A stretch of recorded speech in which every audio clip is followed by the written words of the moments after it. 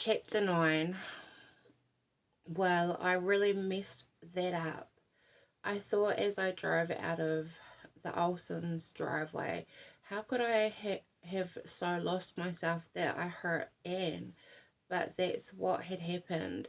That first rush of power had felt like a flame rushing through my veins, burning, burning a path to those strange images of caves and stone circles, and that mysterious figure holding the curved knife. That last image had felt somehow intimate and terrifying. I shuddered, my eyes watering.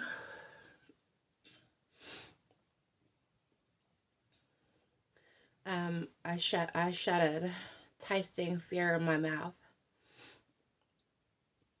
I forced my mind away from the moment, back to the sunlight country road in front of me, the old stone bridge, and the sign announcing the undying shit, I swore, turning into the same driveway for the second time today. I had been so busy reliving the circle that I'd gone back the wrong way again. I wrenched the gear stick into reverse and back directly into a pothole. I could hear the undercarriage of my less than a year old fit grunting against year old fit grunting against gravel as I maneuvered out of the pothole. I looked wearily toward the house, sure that the sound would have aroused the owner, but the house kept still in its enchanted silence. I looked back over my shoulder and was blinded by a flash of gold sunlight, just as I'd been last time. Only last time the sun had been on the east side of the house, whereas now it was low over the west side. What then was causing that flash of light? I tried staring directly into the glare, but I couldn't see anything. Oddly,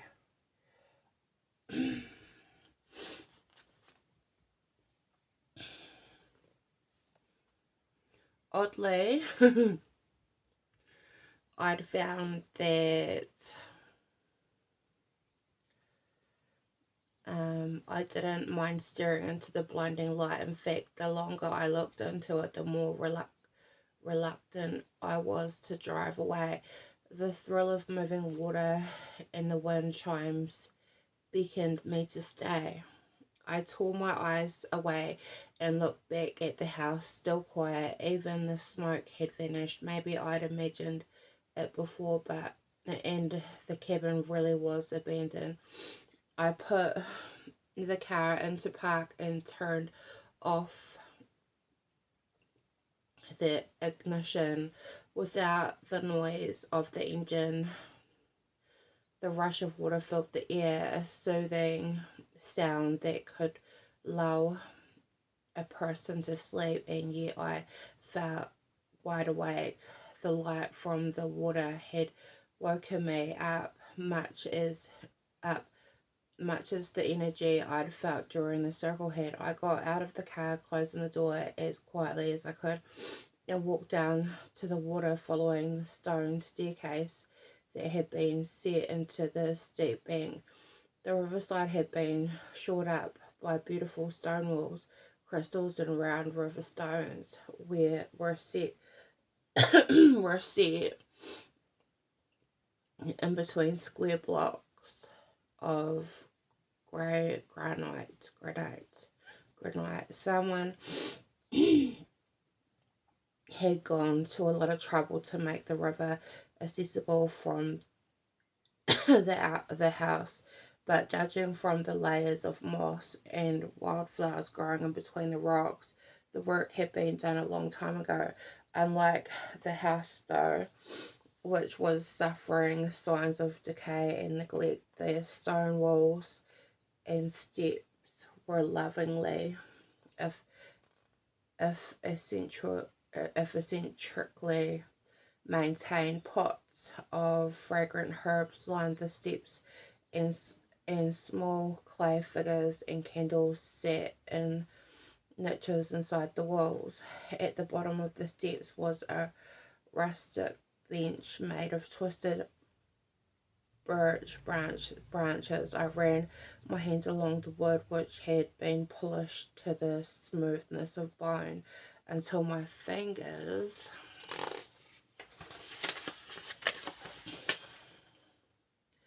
grazed something carved into the seat back. A pair of initials intertwined in a heart, L&Q. The initials were nearly as smooth as the rest of the wood, worn down by someone's touch. I looked away from the bench toward the stream. The flash of gold was still there, a bright spot under the water, refracted a hundred times into gold waves by the current stirring into it. I experienced the warmth I'd felt lying under the willow tree with Liam and Fairy. Then I realized that I'd felt, uh, I'd felt when the circle had joined, when I was in the circle when we had joined hands, and the gold light had moved through us. Both were moments when I'd been exposed to elf's gold, and Sahulia had said that they sometimes found traces of elf's gold in the Undine. Well, there was only one way to find out. I took off my sandals and waded into the stream. It was cold, but given the heat of the day, not unpleasingly so.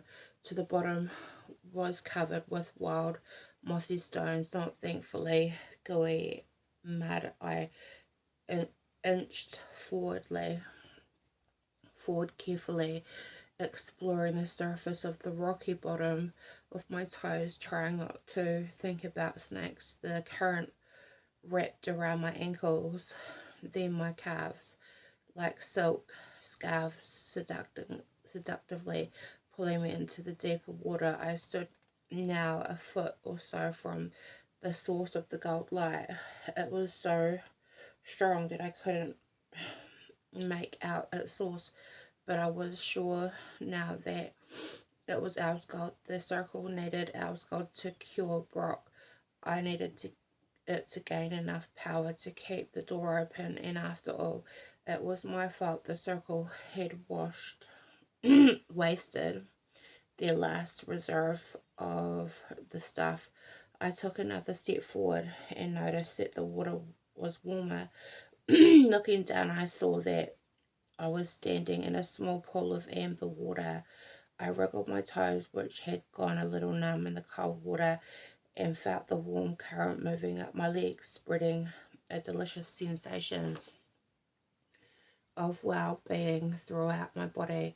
It was like getting a foot massage while drinking a champagne cocktail. I squatted down, not caring that the water soaked the hem of my dress, and reached my hands into the core of the gold light. For all I knew, I might have been sticking my hands into a bear trap, but I no longer cared. The light was tingling in my veins, fizzing my nerve endings and massaging the pleasure centers into my brain. I hadn't felt this good since I'd made love to Liam under the willow tree in Fairy. Maybe if I could grab whatever was making this light, I wouldn't miss that quite so much.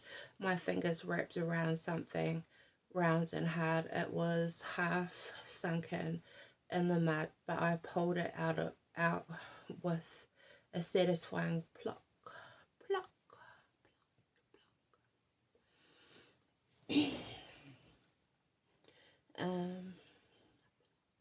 I dimly recalled the saying that elf's gold could be dangerous to handle, but I couldn't stop myself lifting the stone out of the water. I cradled it in the palm of my hand. It fit perfectly, like an egg in a nest. It was, in fact, egg-shaped and golden, like the proverbial golden goose egg, and glowed as if it was on fire. It didn't hurt me because you weren't meant to have it, because you were meant to have it. The voice in my head didn't sound entirely like my own, but I agreed with it completely. I was meant to possess the stone. I started to slip it into my pocket and heard the click of metal behind me. That's not yours to take, a low, gravely voice growled. Stand up slowly and hand her over. I stood up as slowly as I could, gripping the stone hard in my fist. I had imagined I had images of throwing it at my assailant and then grabbing the stone back and running. The person behind me was wrong. The stone was mine to take, but the person behind me had a gun. As I surmised from the cold metal rod pressing between my shoulder blades. Oh. I turned around expecting some hillbilly he-man in hunting camo, but found instead a woman the size of a fourth grader with a face like a shriveled apple and a rifle more than half her size, held in crabbed and trembling hands. I was only taking a stone, I said in slow, gentle tones I'd used to calm a nervous animal. A thief, trespasser, she snapped back. Hand her over, I say. She nudged my hand, still curled around the stone with her rifle. The rifle shook like a leaf in the wind. In fact, all 80 or so pounds of the frail elderly woman were shaking like aspen leaves. One good shove. What was I thinking? She was an old woman, and she was right. I was trespassing, and the stone, no matter how much it felt like it belonged to me, no matter how much it felt like it belonged to me, da da da da da da. Actually didn't. I held out my arm, the stone heavy in my hand, and started to step toward her so that she wouldn't have to move closer to me. I didn't like the idea of her tripping and shooting me by accident. Only when I stepped forward, my foot landed on a stick surface below the water. My balance wavered, my arms pinned, wheeled in the air, and then the sky was wheeling above me. My last thought was that, what was it? Only when I stepped forward, my foot landed on a stick surface below the water. My balance wavered. My arms pinwheeled in the air and the sky, and then the sky was wheeling above me. My last thought was that I really ought to use my arms to brace my fall, but that would mean letting go of the stone, and I wasn't willing to do that. When I came to, I was lying on a damp green moss looking up into a kaleidoscope of wavering lights. Bright flashes of light darted over my head. Fish, I thought, strangely bright tropical fish for an inland river. I must be in fairy, but then my vision cleared and I noticed that the bright flashing lights were pieces of tin and glass hanging from strings. The damp green moss was an ancient settee which smelled like cat pee. I tried to sit up and my head began to pound. I touched the back of my head and found a hard knot the size and shape of a goose egg or of the owl's goldstone. It's here, a voice said. You held onto it when you went down. Damn thing. Would have gotten you drowned if I hadn't dragged you out of the river. That's what it does to you. The owl's gold. You only had it in your hand hand a minute and you'd have been willing to crack your head open and drown in the river rather than let it go. Here, put this on your forehead, your full head.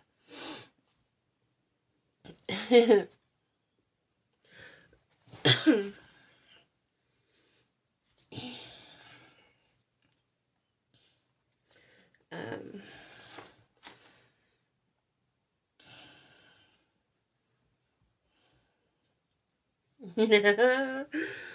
Damn.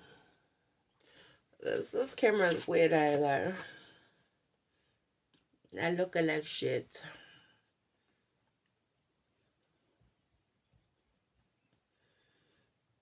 Just like set myself up.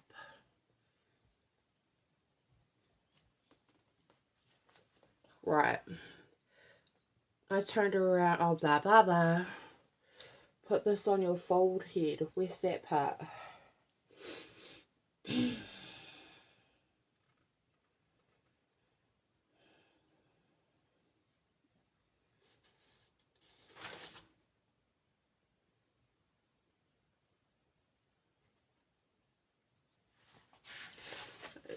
100. So where's that part?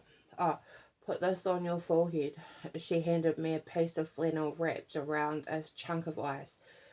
I placed it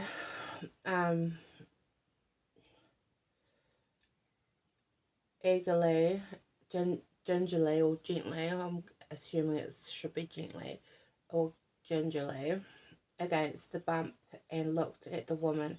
She sat in a rocking chair in front of a wood stove lined in murky light that turned her silver hair greenish gold.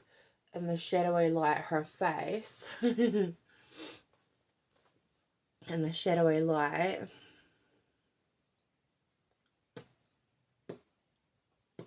her face looked younger than it had outside. She was wearing a red wool cardigan, appliqued, I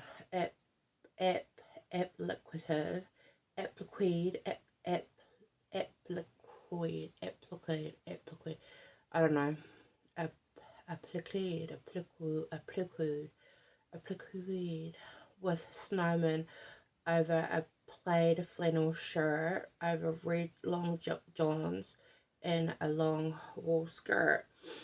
A heavy outfit for a summer day, but then old people were often cold.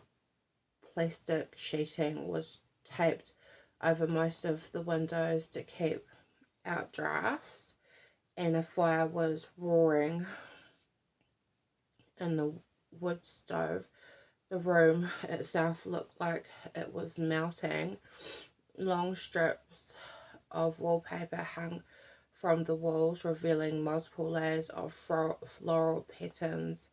Plaster was curling off the ceiling, and the wide plank floorboards were buckled and wavy. There was a scrabbling noise coming from the ceiling, which I suspected might be mice. You dragged me out of the water, I asked. Couldn't let you drown, even if you were trying to steal my owl's gold. Owl's gold? I liked the sound of that. I looked around the room for it. There was no shortage of stones. Piled on every surface were smooth, rounded river stones, along with the pieces of polished driftwood and other flotsam and jetsam that I imagined the old woman had salvaged from the river. Shards of broken glass that had been worn milkily by their tumble over the rocks, bits of rusted metal twisted by the currents, and enough broken china to make a tea service for 12, but no owl's gold. I have her safe, or safe as can be. The owl's gold works its way with folks, different ways with different folks, but never for good. Most regular folk don't see it. She leaned forward in her rocket and squinted at me. Her face did look younger than it had before, but you hadn't But you ain't regular folk, are you? I have a feeling neither are you, I replied, wincing at the sharp pain in my head as I tried to sit up straighter. My name's Khalech McFay. I work at the college, and you are? You mean you don't know? She started to laugh, but the laugh turned into a hacking cough.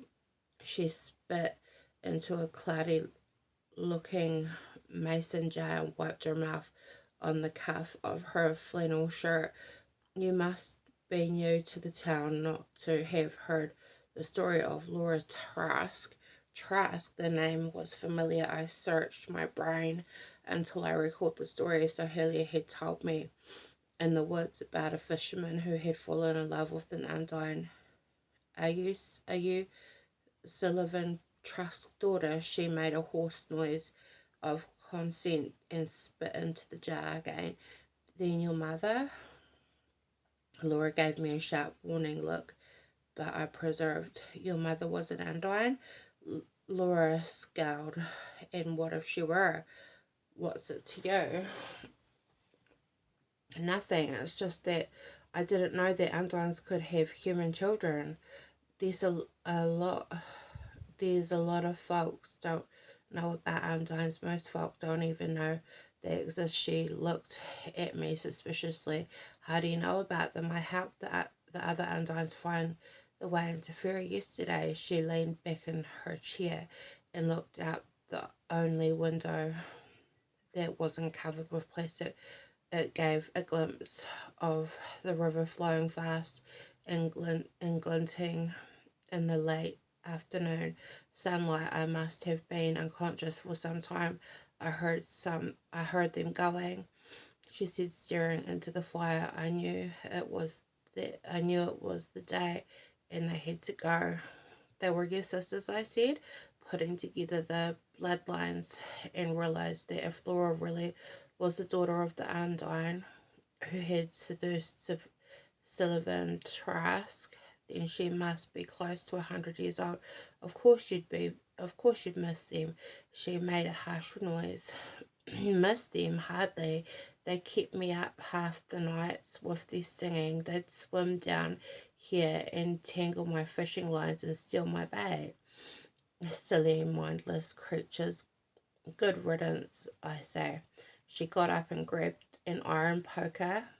For a moment I was afraid she was going to hit me with it, but she shoved it in the wood stove instead.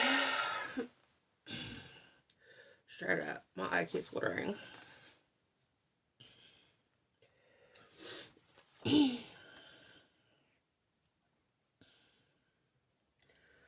um,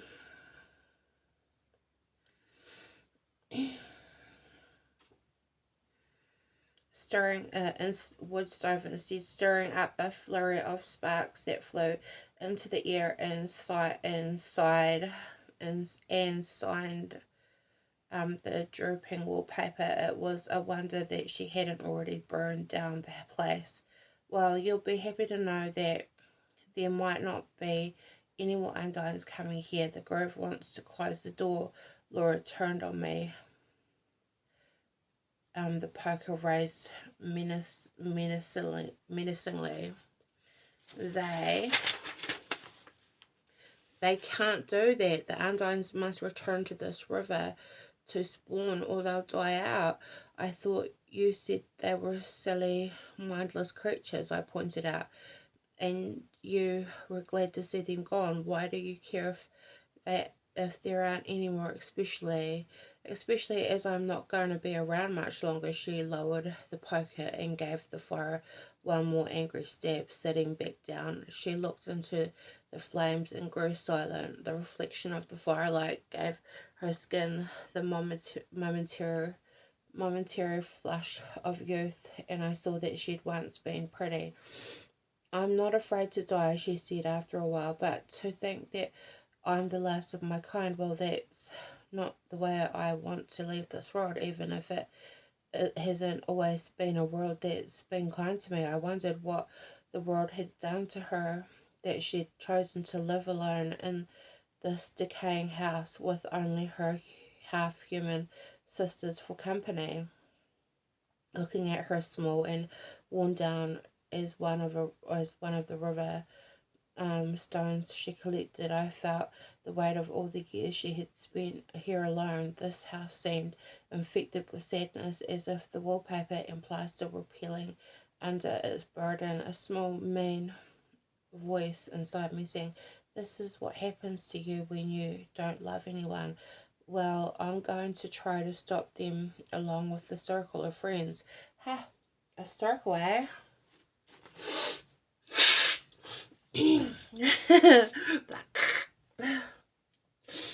Fucking hay fever. A circle, eh? Eh? You must mean them witches and fairies. They don't know what they're doing most days. They come to me sometimes pretending they want my advice, and when all they really want is my owl's gold. You mean you have more owl's gold than that stone? Why would I tell you? She asked suspiciously. Hey, I said, holding up my hands. I just learned about the stuff. My friends said the only reliable supply of it came from fairy. Laura snorted and spit in the mason jar. Like I said, your friends are ignorant. When an Undine lays her eggs, she lays an elf stone with him to keep safe till they hatch. The one you found must have been with the Undines you brought over to Fairy, so it belongs to my sisters. Why should I share it? Because we need the Owl's gold to give us power to keep the door open, I said. Laura screwed up her face, taking away any remnant of the beauty I just glimpsed. She reached her hand into her cardigan pocket and pulled out the elfstone. I caught my breath at the sight of it and had to restrain myself from leaping up and grabbing it. She leaned forward and held it up between her thumb and forefinger, as if teasing me with it. If I give you this, how do I know that you'd use it to keep the door open? How do I know you won't use it to close the door? Because I'm a doorkeeper. Because I'm a doorkeeper. Because I'm a doorkeeper. Where's my vapor? I just realised I never vape on these fucking videos because I'm fucking too busy reading. Where is the vapor? I've lost it. Well, see if I've almost finished reading this chapter. I'm up to 28 minutes. Fuck. Give me a minute.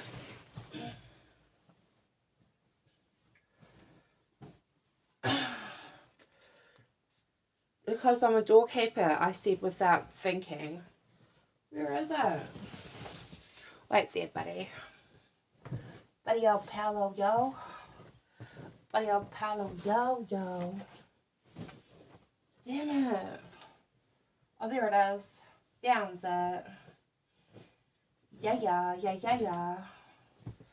Okay, buddy old Paolo, yo, yo. Because I'm a doorkeeper, I said without thinking. It's my job to open the door. If the grove closes it forever, I thought of Sohelia and Diana being forced to choose between this world and fairy. I thought of Liz growing old and dying without the benefit of Elf's gold. I thought of never seeing Liam again, which shouldn't matter because I'd already made my peace with not seeing him again. So why did my whole body feel like it had been hollowed out? I think it was the hollowness that Laura saw in my eyes, perhaps because it was the same emptiness I'd seen in hers. She nodded, spat again, tossed the stone up in the air and caught it. My eyes followed its progress like a dog watching a bone. She tossed the stone to me. I wasn't the best catch in the world, and he used to call me Butterfingers when we played softball together, but I snatched the stone out of the air as if I were baseball's great Roger Maris catching a fly ball as if I had known it was coming, as if it belonged to me. See if that don't give you enough power to hold the door open, she said. See if it don't open up a whole passel of doors for you. Some of the doors, she added with a wicked grin, you just might want to close again. And then we're up to page 104. And next chapter is chapter 10. So that was chapter 9.